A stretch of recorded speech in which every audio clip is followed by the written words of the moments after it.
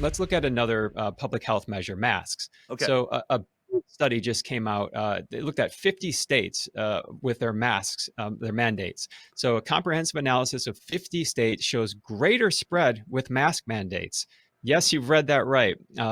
This was from a website called Rational Ground. That's kind of a conglomeration and collection of researchers and data crunchers. And let's look at some of the data here. They Okay. basically put in an infographic, not to get too deep in it, but you see here from May 1st to December 15th, they looked at 50 states for mask mandates. We calculated, it says, how many cases per day by population with and without masks. What they found, the number 17 was the number of cases per day per 100,000 people for states with no mask mandate in place. That led to 41,959 cases a day with no mandate. With the mask mandate, it was 27 per 100,000 with the mask mandate in place. That was 62,000, a little over 62,000 with the mask mandate in place. Wow. So 20,000 more total with the mask mandate, which is absolutely shocking information. And we've heard Scott Atlas when You he know, was an advisor. it's not shocking to me, Jeffrey, though, because I've been saying this, right? Nobody taught us how to wear masks. We're not wearing masks the way you do in an OR, where you have somebody else scratching your face so that you don't touch your face. We don't have somebody that says, "Hey, you just touched your mask, you better throw it out." Did you see this B-roll of this politician? Look at this guy right here. This is why these things don't work. Oh, wow, dude. The entire purpose of wearing that mask was so that that sneeze stays inside of the mask. We've seen footage of Biden do this, even Tony Fauci himself, because it doesn't feel natural to blow all of the excrement out of your nose and face into a cloth that's going to remain on your face. So everybody's doing this, and he's touching it. Then he just touched the handles and the seats. I mean, I want to do an experiment somewhere in the future where we just hand out masks with some sort of, iridescent or glow-in-the-dark material, and then go through the grocery store after everybody wore them. You would see glow finger hand spots all over your fruit, all over your vegetables, all over the machine that you put your credit card in, because we can't stop touching our faces, which means we have got to be spreading this more when we wear masks, even if masks weren't doing anything whatsoever. And then forget about the steam coming out, that we're seeing all of the videos of steam coming out of someone's mask, or when I did the vape pen. I mean, to me, I guess I just had to jump here and say, you said it was shocking. Yeah, maybe shocking to everybody else, but those that are watching the Highwire, amazing. Yeah, Cool study, though. incredible. Yeah, incredible video. That was very funny. The data, the people are claiming that they're following data, but acting contrary to that, as far as our leaders and our health officials when they see this data. But let's drill down deeper and let's talk about kids with masks. If anybody grabs one thing from this segment, please make it be this. There was a study out of Germany. It was a registry, and they looked at kids. It's Corona Children's Studies. COCHI was the registry. First results of a German-wide registry on mouth and nose covering masks in children. Okay, so what they found on this. On October 20th, 363 doctors were asked to make entries and to make parents and teachers aware of the registry. By the 26th of October, the registry had been used by 20,353 people. In this publication, we report the results from the parents who entered data on a total of 25,930 children. Wow. Now, buckle up for this one. Here's the results. The average wearing time of the mask was 275 minutes per day. Impairments caused by wearing the mask were reported by 68% of the parents. These include irritability, 60%, headache, 53%, difficulty concentrating, 50%, less happiness, 49%, reluctance to go to school, kindergarten, 44%, malaise, 42%, impaired learning, 38%, and drowsiness or fatigue, 37%. Wow. Now, what I didn't add in here was over half, 56%, had disrupted sleeping patterns. But it says adults need to collectively reflect the circumstances under which they will be willing to take the residual risk upon themselves in favor of enabling children to have a higher quality of life without having to wear a mask. In looking at the research, all the research out there, the authors write, it has been shown that the majority of infected children, especially up to age 10, develop no or only mild symptoms. In rare cases, children up to the age of 10 years develop severe courses of the disease. This we already know. The one child and two adolescents who have died from COVID-19 had chronic pre-existing conditions. In Europe, children under 10 years of age rarely seem to be spreaders in this infection process. Um, it also reported in there that children developed new fears. 25% of them did. They were developing anxiety disorders. They were having nightmares of people without facial expressions because of the masks, Yeah. and they couldn't identify them.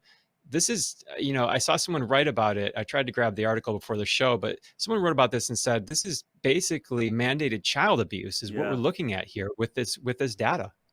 I absolutely agree. And you shouldn't need a study of 30,000 children to tell you that this isn't good for the psyche of children, to not see each other's smiling faces, to be told that the air you're breathing could be dangerous or deadly. It's pure insanity, especially when we know the science has shown from the beginning that this does not affect children. And those scientists, the over 50,000 now that signed on to the Great Barrington Declaration, and Dr. Shukrit Bhakti, and many of the world-renowned scientists that have appeared right on the show all said the same thing. The one thing we know we should be doing for sure is putting these kids back in school. Let them, roll in the dirt, hug each other, be normal, because that is your front line to herd immunity. And but the question has always been like, how does it affect the teachers, right? I mean, isn't that, well, the kids may be okay, but what about the teachers? I guess, Right. so.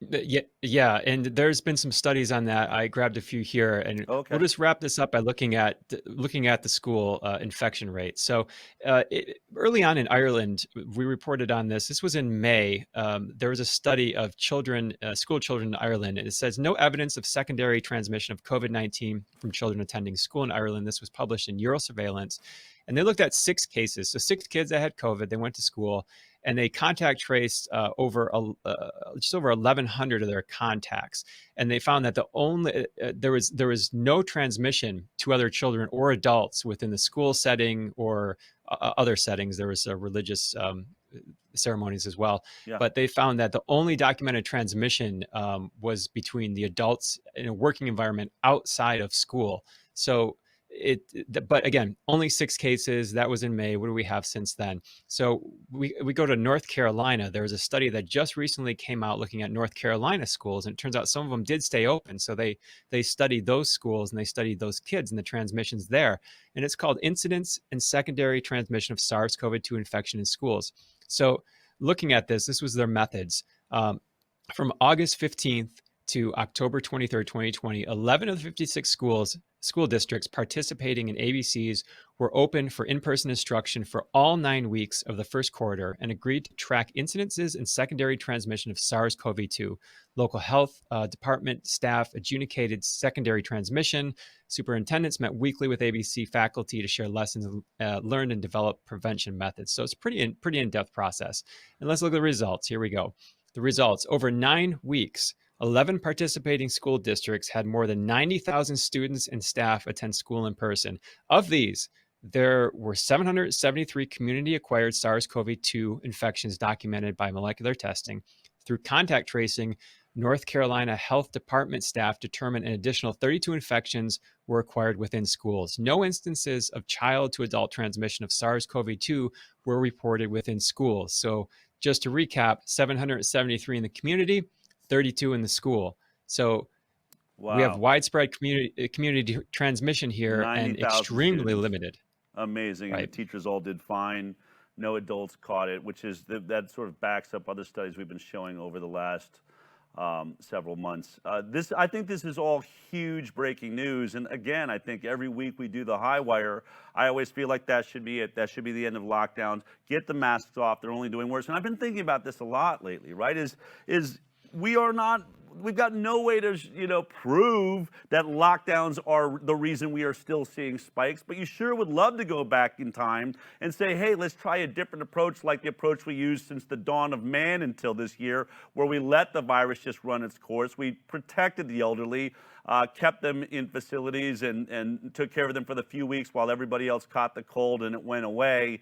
This time we stopped it from running through the population, or made an attempt to, and it seems to me me that you can't fool Mother Nature, right? You can't hide from a virus. It's going to make its rounds no matter what. But these are huge studies, right? And of course, I've gotten into trouble talking about masks, and I've said before, I'm not going to let masks be the hill that I die on. But honestly, ever since I took my son and had him on this stage with me, and we put masks on and put a CO2 monitor in there and saw the levels of CO2 that they're breathing, it's really hard to let it go. And so then when you see those great numbers, higher infections in places where they have masks, it is so clear that this is the biggest disaster in science history. These morons, I have to say it, I think Tony Fauci is a moron. I think that Tedros at the WHO is a moron. I'm just going to say it, and because we've been following their rules and not the Scott Atlases and the Guptas and the Bhaktis and the world-renowned scientists that have been so clear there is a better way forward.